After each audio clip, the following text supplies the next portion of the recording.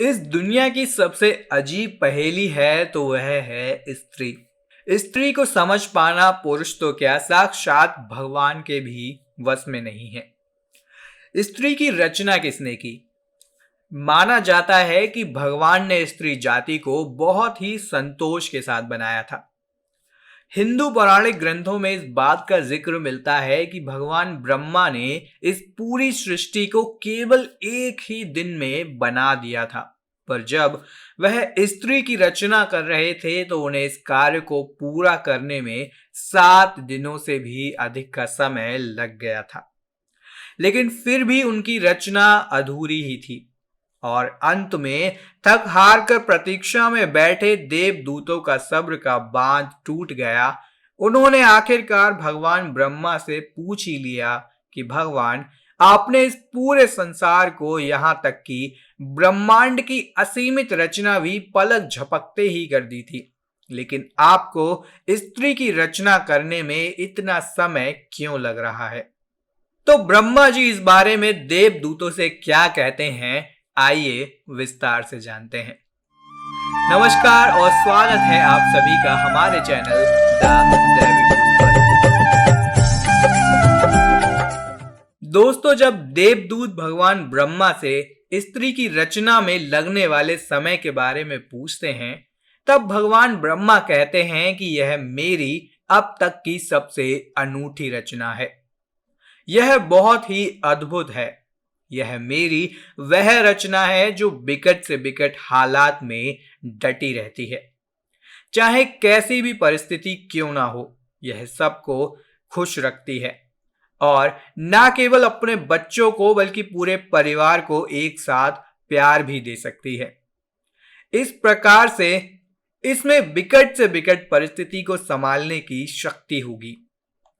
यह एक साथ कई कार्य कर सकेगी और अपने दुलार से छोटी मोटी खरोंचों से लेकर बड़े से बड़े घाव भी भर सकेगी।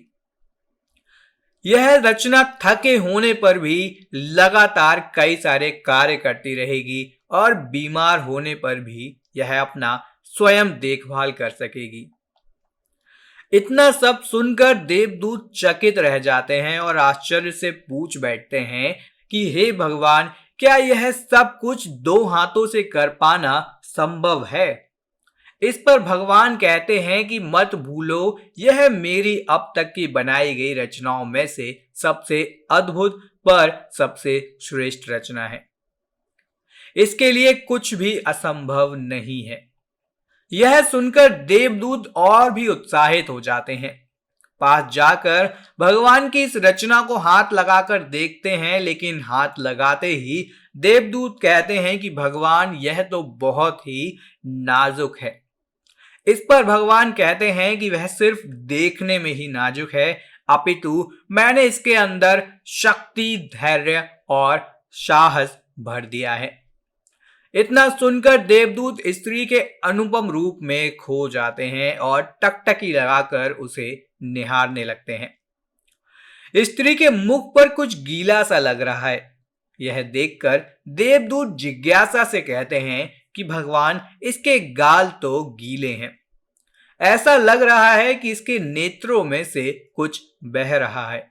इस पर भगवान देवदूतों का उत्तर देते हैं और बताते हैं कि यह इसके आंसू हैं, जो इसकी सबसे बड़ी ताकत है।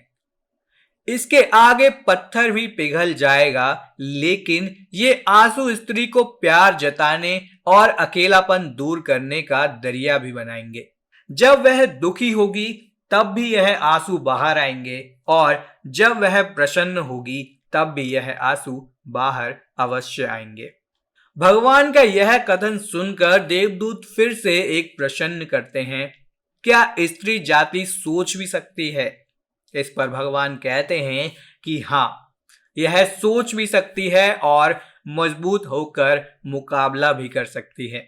इतना सुनकर देवदूत एक और प्रश्न भगवान से करते हैं और कहते हैं कि भगवान, आपकी रचना अद्भुत है, बहुत ही संतोष के साथ बनाया है और यह संपूर्ण है।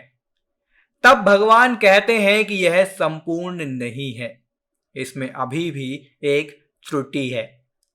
इतने गुण धर्म होने के बावजूद भी यह स्वयं अपनी महत्ता से अनभिज्ञ और अनजान रहेगी। दोस्तों, इसमें कोई संदेह नहीं है कि नारी जाति ईश्वर की अब तक की सबसे सुंदर और अद्भुत रचना है। दुनिया का प्रत्येक पुरुष किसी न किसी रूप में नारी पर ही आश्रित है, चाहे वह मां हो, पत्नी हो, मित्र हो। नारी का कोई भी रूप हो, कैसा भी रूप हो, यदि पुरुष नारी का सम्मान करता है तो वह सदैव सुखी रहता है, जैसे साक्षात भगवान शिव शक्ति के बिना अधूरे हैं। तो दोस्तों, आपको यह वीडियो कैसा लगा हमें कमेंट सेक्शन में कमेंट करके जरूर बताएं।